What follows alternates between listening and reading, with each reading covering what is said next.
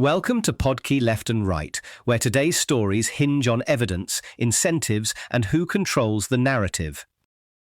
A lot of this episode comes down to a simple question: what do we actually know, and what are we being asked to assume? Whether it's a criminal case, a primary upset, or AI regulation, the gap between proof and storyline is where the real argument lives. The core dispute here isn't just who might be guilty, it's whether the public has been shown the kind of evidence that would justify confidence in the official story. Critics keep coming back to the same missing pieces: no publicly produced decisive rooftop video, no clearly demonstrated ballistic chain to a 30s 06 that outsiders can inspect, no unmistakable rifle assembly footage, and a preliminary hearing record that they say was either thin or oversold. That doesn't prove an alternative suspect did it, but it does mean the burden stays on the official narrative, and right now a lot of the argument around it sounds more conclusive than the public record described here. The Lance Twiggs theory matters because it bundles several circumstantial points that, taken together, sound serious enough to investigate hard: alleged DNA on the rifle and towel, reported ownership of the Dremel said to have altered bullets, access to Robinson's apartment, the burned note photos, and behavioral red flags. Still, circumstantial evidence can point in multiple directions. The analytical mistake would be treating worth deeper investigation as the same thing as case solved in a different direction. Those are not equivalent standards. The rooftop and first responder timeline issues are where credibility starts to fray.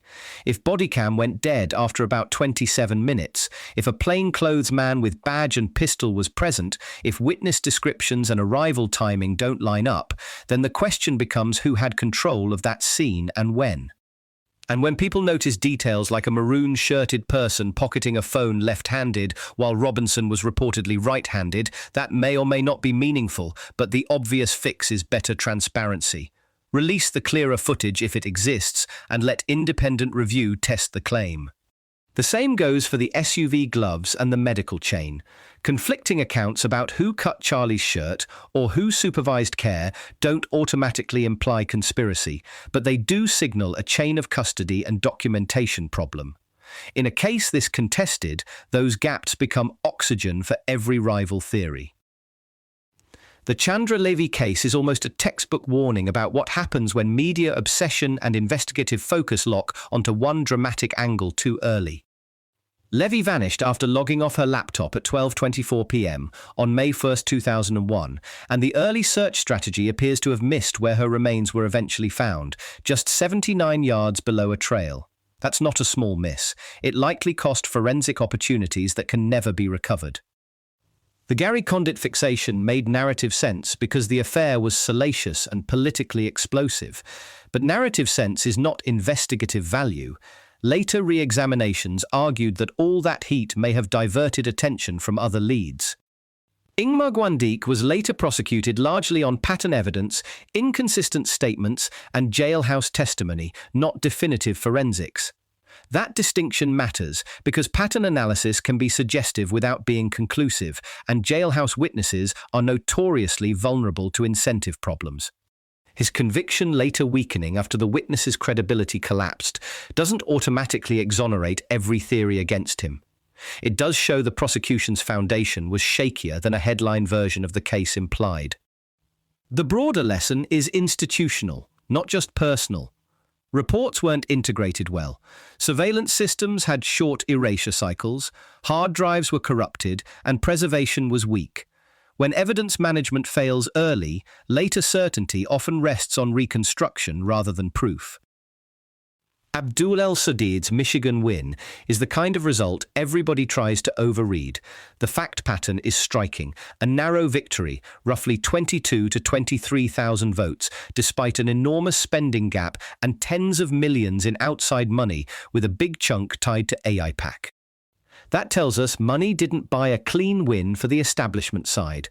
It also tells us outside spending can backfire when a candidate can turn it into anti-establishment proof of concept. But the polling miss is just as important as the victory.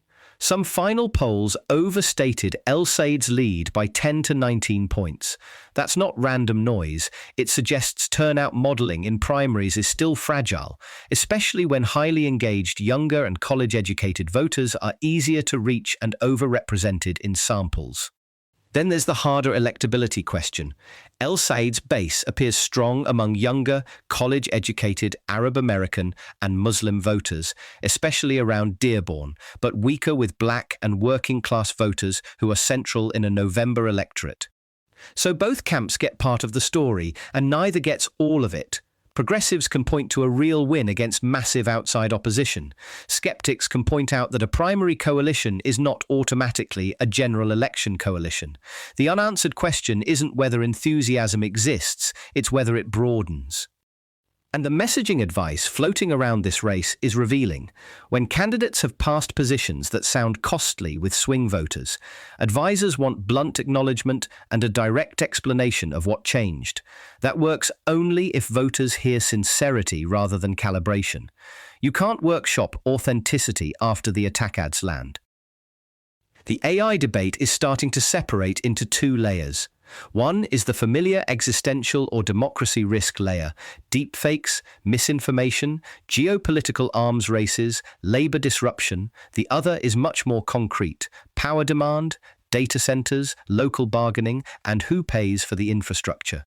The bigger analytical point is that local resistance by itself probably can't stop AI expansion. If one place says no, compute migrates to Texas, the Gulf, Australia, wherever regulation is looser and energy is available. So the case for governance has to be federal, maybe international, not just municipal. But that doesn't mean local objections are NIMBY irrationality. Communities are reacting to real asymmetries.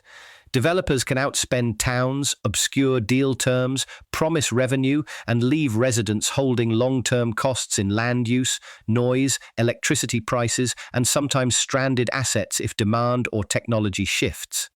The pro-AI side has a real point too. There are plausible benefits, including clinical coordination tools like the mental health use case described here, where AI could help manage follow-up and care planning at scale for people with serious, persistent mental illness. The problem is that useful applications don't answer the governance question.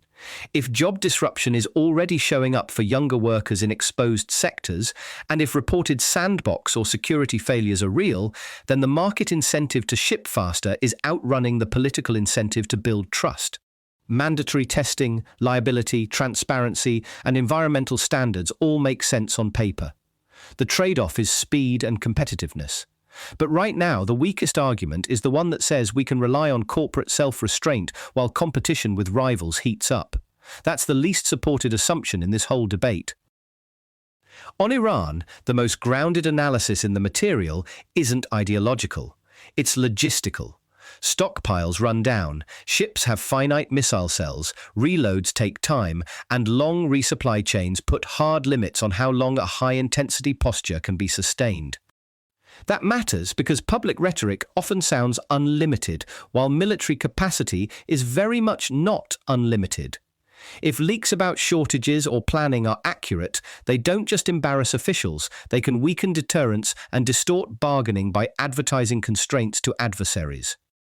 The moral critique of escalation is separate and should stay separate. Civilian deaths and regional spillover aren't abstractions, and critics arguing that intervention can unify opponents and erode legitimacy are making a serious second-order point, not just an emotional one. The Gaza ethics debate has a similar structure. You can condemn civilian harm and collective punishment without collapsing that into hostility toward Jews, and you can acknowledge Hamas's use of human shields without treating that as a blanket moral exemption for any level of destruction. The hardest argument here is about what prolonged war does to the societies fighting it. If restraint erodes, the damage isn't only external, it can reshape national identity, civic tolerance, and the sense of what is politically normal. That's why the question isn't only who can win tactically, it's what kind of polity survives strategically. Several of these stories converge on the same modern problem. The public increasingly suspects that messaging is being managed more tightly than facts are being clarified. Whether it's allegations of influencer coordination in the Kirk case, claims of media intelligence pipelines, or highly curated government visuals and briefings, the concern is less that persuasion exists and more that persuasion is replacing verification. That doesn't mean every claim of orchestration is true. Some of these allegations are stronger than others, and hacked document ecosystems can produce their own distortions. But once institutions are seen as selectively transparent, even legitimate communication starts to look like spin. The result is a credibility trap. Officials release less because they fear misinterpretation.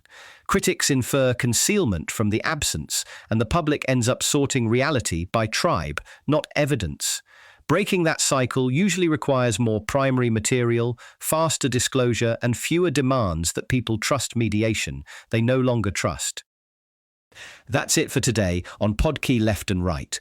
The common thread wasn't ideology so much as proof, incentives, and the cost of letting narrative outrun evidence. This episode was generated by Podkey. Create your own at podkey.fm.